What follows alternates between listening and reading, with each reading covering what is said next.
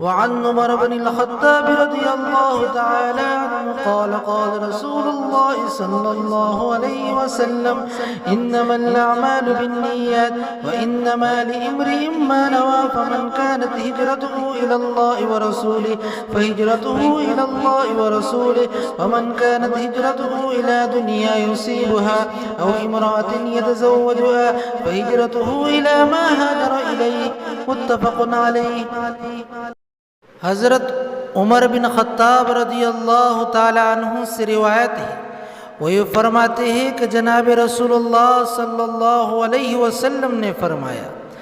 اعمال کا دار و مدار نیت پر ہے، اور آدمی کے لیے وہی ہوگا جس کی وہ نیت کرے گا، لہذا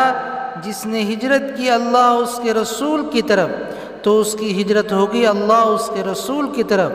اور جس نے ہجرت کی دنیا کو حاصل کرنے کے لیے یا کسی عورت سے شادی کرنے کے لیے تو اس کی ہجرت اسی کے لیے ہوگی۔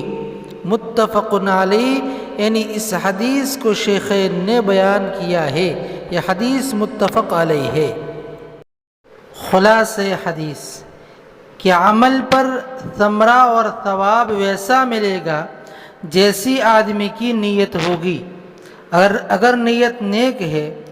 تو نیکی ملے گی، اور اگر نیت میں فساد ہے تو عمل بیکار اور رائگاں جائے گا،